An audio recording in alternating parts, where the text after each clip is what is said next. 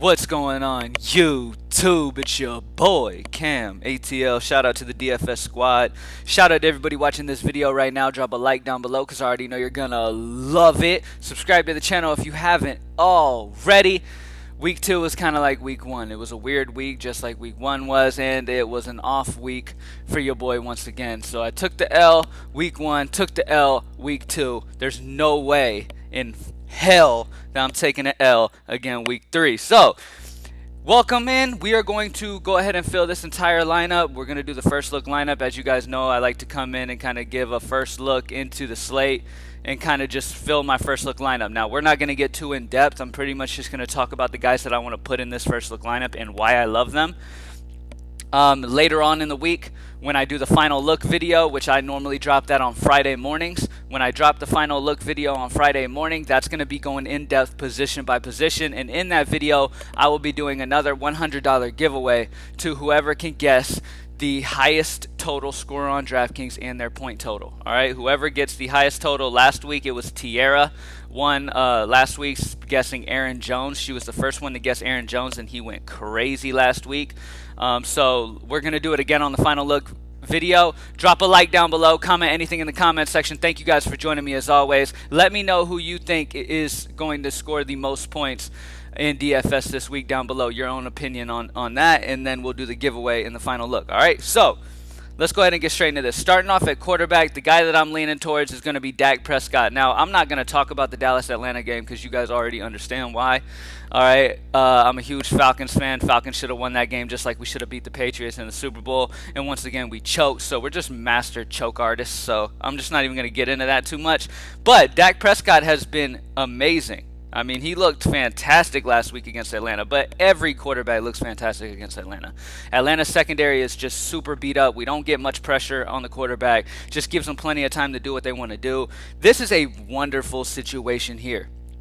Dak Prescott is going against Seattle, which just like Atlanta has been horrible versus the pass, okay? This is a Seattle team that gave up 28 to Matt Ryan week 1 and then 38 to Cam Newton week 2. That is ridiculous, okay? That is absolutely ridiculous. All right, I love Dak Prescott here. He is in a fantastic spot. Seattle has just been getting chunks thrown on them all year long. And on top of that, the best part too is that Vegas has Dallas as losing this game. They have them as underdogs against Seattle. So there's a good chance that they could be behind here. Either way, this game's a shootout. I don't see it going lopsided either way. And this is going to be a fantastic game, and I want as much exposure to it. First look gut call, I want as much exposure to Dallas as I can. Same on the other side, Seattle. I want a good amount of Seattle as well. I'm going Dallas solely because I love, they're just feel a little more comfortable when it comes to correlation. I mean, I do like you. If you want to go Russell Wilson, pair him up with Lockett or Metcalf, I completely understand that as well. You can do that as well. So it's okay. You can go either way. I'm going to go Dak Prescott in my version here, though. All right. Now, obviously, we're going to pair him with some guys, but we're going to do that once we get to wide receiver. I'm going to actually save some money for these first 2 running back spots. Instead of going Ezekiel Elliott, which I do love, don't get me wrong, I prefer the pass game against Seattle a little more, though. But don't sleep on Zeke because he does get those little dump offs, those screen passes, those little routes that Zeke likes to run. He is definitely a pass catching running back. So you can't go wrong with Zeke. He's still going to get a solid amount of targets. So he's fine. But we have some solid value on this slate. And I'm going to start it off with Jerick McKinnon. Now, McKinnon is a decently talented running back, okay? But the opportunity here is fantastic. He looks like he's going to be the leading running back. As of right now, in the beginning of the week, he looks like he is going to be the San Francisco's #1 running back this weekend, with Mozart and Coleman expected to be out. Okay, this is fantastic situation for Jerick McKinnon. Not only is he going to get plenty of opportunity on the ground on a team that loves to run the ball, but he gets to go against the Giants, and they're favored. So the Giants, so San Francisco should be able to get up slightly here against the Giants without Saquon Barkley. I understand that Garoppolo's out and all that. Well, we'll have to see. I know Garoppolo it's not super severe with his injury, so he could, who knows what's going to happen there, but I'm going to guess that he goes ahead and sits in this one. Expect them to lean heavy on the run and Jerick McKinnon to be heavily involved. And at 4-9 in this matchup against the Giants is a fantastic one. This is a team that just gave up over 21 to David Montgomery week 2. Okay, so it's a solid matchup here for Jerick McKinnon. I love him, but obviously keep an eye out. This is the beginning of the week. Anything can happen as the week goes on. I'm expecting Mostert and Coleman to both be sidelined in this one. If either of them play, you don't want McKinnon. Okay, and now if Coleman misses, you want Mostert. If Mostert misses and Coleman plays, you want Coleman. If they both miss, you want Jerick McKinnon. All right, plain and simple. Now, another guy that I really like, I'm really liking some of these cheaper running backs this week, for real. Let's go ahead and talk about my boy Joshua Kelly. All right, the rookie, Joshua Kelly. Now, the Chargers obviously want to use this dude a ton. Coming into the season, I thought Austin Eckler was going to have a fantastic year this year. But problem is it looks like in their system, they're just not going to be utilizing Eckler like they used to when Rivers was the quarterback and they had the different coach, okay? At the end of the day, Joshua Kelly is a guy that they ran 23 times last week against Kansas City.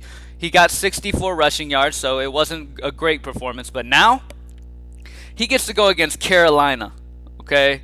Now, Carolina is one of the worst run defenses in the entire league, okay? On top of that, the Chargers are one of my favorite defenses, so you know I love to correlate the running back with my defense. All right, because Carolina's without Christian McCaffrey, and they were already bad even with Christian McCaffrey. Now take Christian McCaffrey out, now they're even worse. I do also like Mike Davis, who's going to get a bump in usage for Carolina this week. Problem is that the Chargers defense has just been super solid.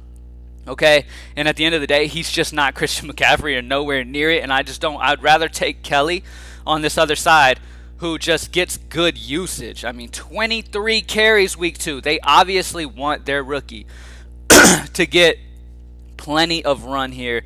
That is a great sign, and it's really a 1A, 1B situation with Eckler and Kelly. But Kelly is just the much cheaper version, where against Carolina, between the tackles, Kelly should find major success here. And if he gets another 20 carries, he's going to gash them. And I'm going to say that he goes ahead and gets his first 100-yard rushing game. I'm going to call that right now. Joshua Kelly, 5K. Chargers should easily win this game. Kelly's going to get over 100 rushing yards for the first time in his NFL career. Let's go ahead and go to wide receiver. My favorite wide receiver is going to be pairing up Dak Prescott with his favorite guy, Amari Cooper. Amari Cooper has just been getting targeted heavily this year. He's been fantastic. Going against Atlanta, obviously, we knew he was going to have a solid game. Now, this is actually one of the best matchups that you could possibly ask for in all of the NFL. All right? Seattle has been gashed. I do not want you to take that lightly. Seattle has been garbage, okay? And at the end of the day, I was against my fiance all weekend last week. I was talking so much shit all day because my Falcons were winning majority of that game, and then they came back and won, and then I had to hear so much shit from her and her family, to the point where now I feel like, you know what, I need to we need to make up and be cool again. So I'm going to be on the Dallas train this week. I'm going to be a huge Dallas fan. I'm going to paint my face and everything. I'm super excited. I'm going Dak. I'm going Amari. I'm going Zeke. I'm going CeeDee Lamb. I'm going every single person I can possibly go from Dallas. And, but yeah, anyways, that's the winning strategy for this week. I'm not going to lie. But yeah, Amari Cooper against Seattle, I don't have to explain that much.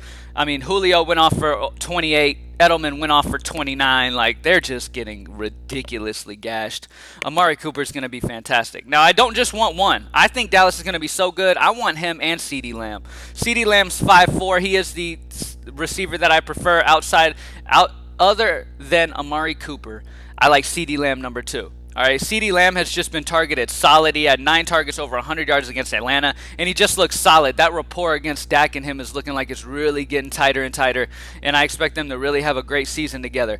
Once again, fantastic matchup. This is a Seattle defense that gave up over 23 to Gage, who is also a wide receiver 3 like CeeDee Lamb. Okay, so at the end of the day, CeeDee Lamb's in a fantastic option. I want to go Cooper and Lamb with Prescott. I think it's going to be a little more pass heavy than run heavy in this game. So I'm going Prescott, and I'm pairing him with my 2 favorite guys on that team, favorite receivers, and I'm rolling with it. Last receiver is finally out of that game. I've been in that game for a while now. I'm going to go Terry McLaurin. Now, the best part about Terry McLaurin is most of this season they're going to be behind. All right, plain and simple. I know they beat Philly week 1, but they got gashed against Arizona week 2, and as you could see what happened when Arizona was up the entire game. You see how McLaurin got 10 targets, a touchdown, and 125 yards. Expect that every single time they are losing big.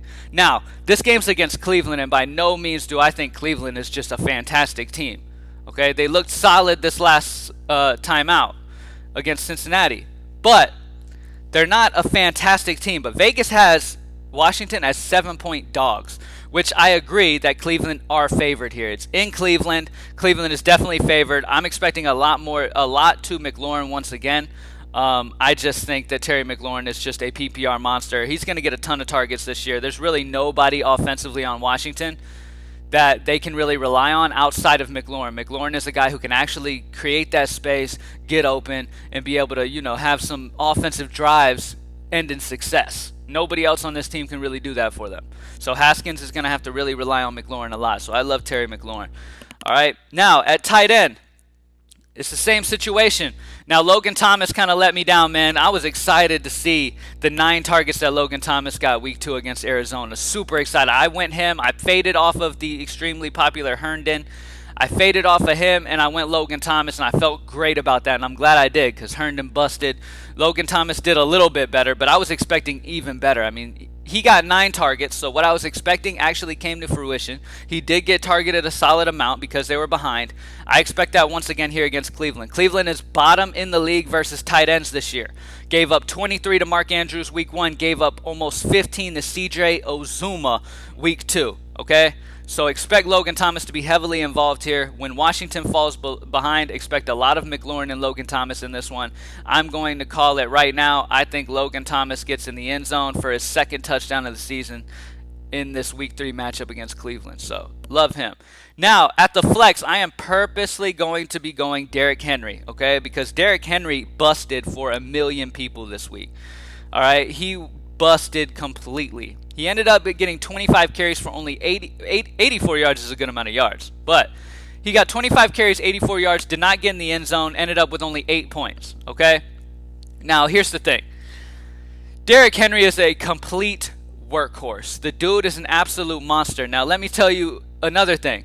He has yet to get in the end zone this year.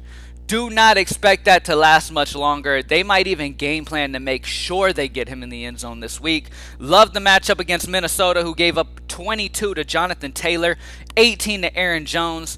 Derrick Henry's in a spot to really smash here, and I love the fact that he busted last week because he was high owned. He busted. Now it's going to scare a lot of people off from playing him. That is exactly the reason why I love Derrick Henry. I think Derrick Henry busts back with a huge game here in this one, and trust me, the dude has yet to score a touchdown this year. A guy who gets 25 to 30 carries a game with 0 touchdowns so far, I expect it to even out here. I'm expecting him to get 2 rushing touchdowns, over 100 yards. He could quite possibly be the highest scoring running back on this slate this week. I'm calling it right now. Derrick Henry is my guy, and it's in a dome. So I just love the situation here. Great matchup. Plain and simple, Derrick Henry, and they're favored by Vegas. Love Derrick Henry. I think he's going to dominate, and I'm hoping everybody stays off of him because he let them down last week.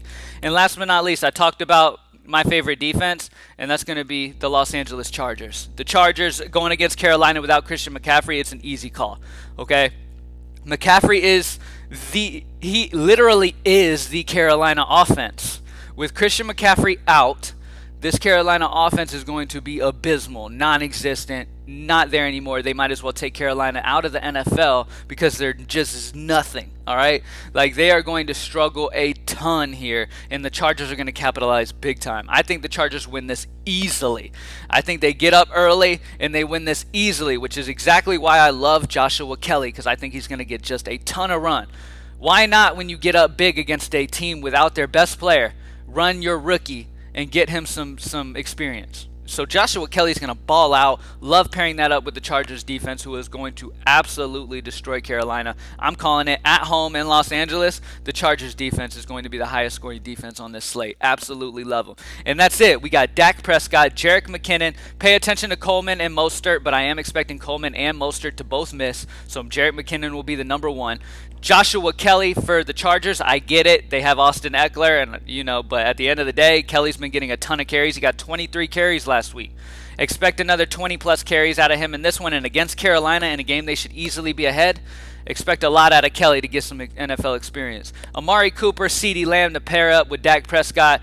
Terry McLaurin in a game where Washington should be behind most of the game. Same with Logan Thomas, same reasoning.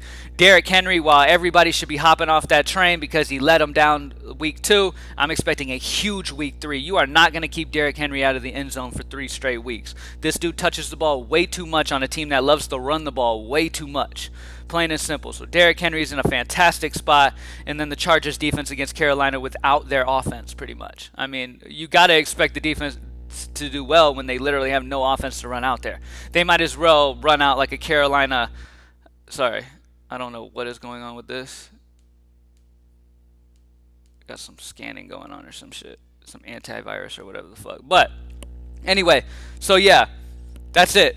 All right, so Dak, McKinnon, Kelly, Cooper, Lamb, McLaurin, Thomas, Henry, Chargers is the first look lineup.